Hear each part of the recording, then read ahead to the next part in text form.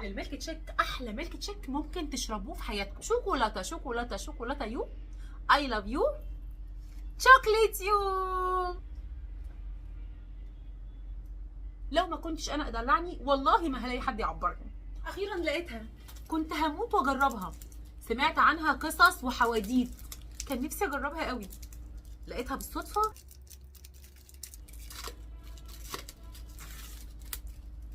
ومادام هجربها لازم طبعا اجربها مع ايس كريم دومانسي العبد. انا حابه اجربها قوي بالزبادي توت.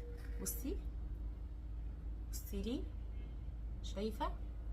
طب ما تشوفي كمان كده.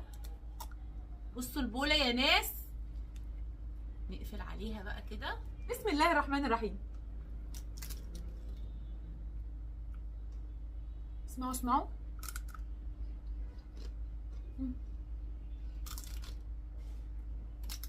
بقول لكم ايه، الجو الساقع ده عايز كوبايه ميلك تشيك كده ترطب علينا وعلى الولاد. يلا بينا نقوم نعملها على طول.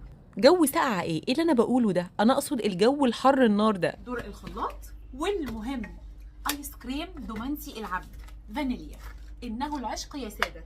اول ما تفتحي كده هتشمي ريحه خطيره. بسم الله الرحمن الرحيم، ولا قوه الا بالله.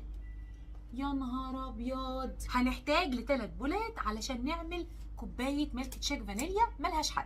بصيلي كده، بصيلي كده، بصيلي، لازم كلنا نبص. بصي الكلام، بصي الكلام. هنضيف عليهم نص كوبايه من اللبن الساقع، نص كوبايه بس. ما قلتلكوش بقى العلبه الكبيره دي اسمها ايه؟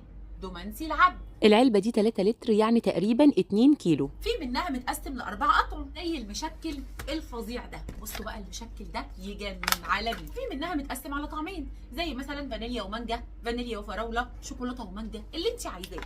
وفي منها طعم كامل ساده زي الجمال ده، فانيليا، مانجا، فراوله، شوكولاته، اللي انت عاوزاه. بصوا الكلام، بصوا الكلام. والله يا اختي الغاليه، انا عايزه اقول لك انك لو جبتي علبه كبيره بالحجم ده، عايزه اقول لك انك هتعملي كميه من كوبايات الميلك شيك ملهاش عدد. وعايزه اقول لك تقريبا باقل من ثمن الثمن. في يا ساره معرفش الحقيقه في ايه، في هنا كلام جامد. بصوا الكلام على التلاجه. بصي بصي بصي بصي يا لهوي. بصي بصي، مش الايس كريم المتلج ده اللي هو تحس انك بتاكلي حجر، حاجه تدوب في البق. 3 بولات من ايس كريم المانجا، نص كوبايه من اللبن. بصي هنا بقى، وبصي المزاج العالي. ناخد بس كده ايه، حاجه بسيطه كده من اي نوع شوكليت كده، ايه دايب، دوبيه بس كده في الميكرويف، وننزل كده على طول على السبرينجلز. ايه رايك بقى؟ سموا بقى كده بالله، وانزل بقى، انزل بقى كده، انزل معايا كده. ايوه بقى، حبي ذاتك ودلعيها، وعلى قد ما تقدري ظبطيها. والله احلى واجمد ميلك تشيك مانجا. يلا بينا بقى اقول لك على الطعم اللي انا بموت فيه، النسكافيه. بصوا يا جماعه، هم عندهم جميع الاطعمه، بلح، مانجا، جميع الاطعمه عندهم. انا بقى دلوقتي هعمل اللي بموت فيه. عايزه اقول لك لما تعملي ميلك تشيك النسكافيه هتنسي خالص الايس كوفي، او معنى اصح الايس كوفي في ثوبه الجديد. بصوا يا جماعه، بصوا يا جماعه، ايس كريم النسكافيه جبار. الجالون ده بقى بتاعي بجد. ما انا ما قلتلكوش يا جماعه، ايس كريم العبد عنده 3 مقاسات، عنده دومانسي، وعنده لمه العيله، وعنده روفانا. هنا دي بقى لتر، لكن هي من جوه 600 جرام. في منها فليفر واحد، يعني اللتر بيكون شوكليت كله، او فانيليا كله، او مانجا، او فراوله، زي ما تحبي، او متقسم على 2 بالشكل ده. ده اسمه روفانا. وفي كمان لمه العيله. لمه العيله بقى بتكون 2 لتر، وزنها تقريبا كيلو وربع. لمه العيله برضو في منها فليفر واحد، او متقسمه ل2 فليفر، او 4 فليفر زي القمر ده. ده يا جماعه ايس كريم مشكل، بيكون عباره عن فانيليا وشوكليت ومانجا وفراوله. حلو قوي بجد. لما تجربي ميلك تشيك النسكافيه هتنسي خالص الايس كوفي، احلى مليون مره. هنزل نص كوبايه من الحليب الساقع، وهضربهم مع بعض كويس قوي. طب ليه يا ساره اخترتي ايس كريم العبد بالذات؟ عايزه اقول لك ان طعمه بجد حلو قوي مقارنه بسعره. ما اقولكوش، طعمه بجد هايل، حلو قوي. دايما بجيبه عندي في البيت واكافئ بيه الولاد. بصراحه انا بكافئ بيه الولاد وبكافئ بيه نفسي كمان. انا ست بحب اكل ولادي احسن حاجه وبحب دايما يكون عندهم كل حاجه في البيت. عايزين يعملوا ميلك تشيك، يلا بينا.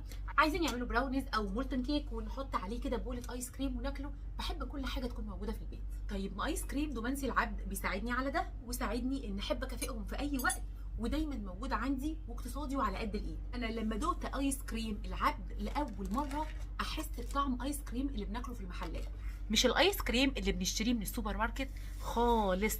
لا يا جماعه، ده ايس كريم اللي بناكله في المحلات. وعايزه اقول لكم ان انا عندي 3 ولاد وانا وباباهم 5، يعني عشان نجيب 5 ميلك تشيك بندفع رقم وقدره. طيب وليه ونقدر اعمل ده في البيت وبامكانيات بسيطه جدا. هتصدقيني لو قلت لك ان معظم الاماكن اللي بيعملوا لنا فيها ميلك تشيك ويبيعوا لينا برقم وقدره، لو دخلتي المكان اللي بيحضروا فيه هتشوفي جالون ايس كريم دومانسي العبد يا جماعه بيستخدموه. مش قلت لكم جبت لكم السر لحد عندكم؟ دلوقتي بقى انا بعمل كوبايه ميلك تشيك شوكليت ولا في حلاوتها ولا في زيها. انا من مطبخي بعمل شغل الكافيهات كله، واحلى كمان من شغل الكافيهات. خليكي زيي واختاري دومانسي العبد يكون صديقك طول الصيف. وزي كل مره بقول لكم، لو عندك جروب بتبيعي ملابس، لو عندك جروب بتبيعي جبن، هاتي دومانسي العبد وبيعيه مع الحاجات اللي بتبيعيها. صدقيني هيعمل معاكي طفره. وخلاص الاجازه جايه علينا وفاضيين وقاعدين، ايه رايك تعملي جروب على الواتساب او بيج على الفيسبوك؟ كلهم ان شاء الله يشتروا منك وهيدعوا لي. بصوا لمه العيله يا بنات، بصي لما تجيبي كده وكده وكده. وفي البسكوت اللي عندهم من الشركه، هو انا ما قلتلكيش ان هم كمان عندهم البسكوت ده يجي كده في جمال كده؟ بصي هاتيها من النص كده عشان تجيبي ال4 اطعم مع بعض في كده. ايوه دومانسي العبد ده عنده كده. لا ما انتوا لازم تبصوا. بصراحه بقى المانجا عندهم احلى مانجا في الدنيا. الفانيليا عندهم مش طبيعيه. الكوكيز يا لهوي. النسكافيه يا خرابي، بجد عندهم فليفر مش موجوده غير عندهم يا جماعه، ما لهمش حل. وعلى فكره عندهم اطعم كتير قوي غير الحاجات دي، عندهم فستق، عندهم حاجات كتير قوي. انا عايزاكم كمان تقولوا لهم في الكومنتات زيي عايزين ايس كريم وايت شوكليت ولوتس وكمان الكريم كراميل. ماليش دعوه. جربوا ايس كريم دومانسي العبد وهتدعوا لي. بحبكم جدا جدا في الله. استودعكم الله. مع الف سلامه. تحفه.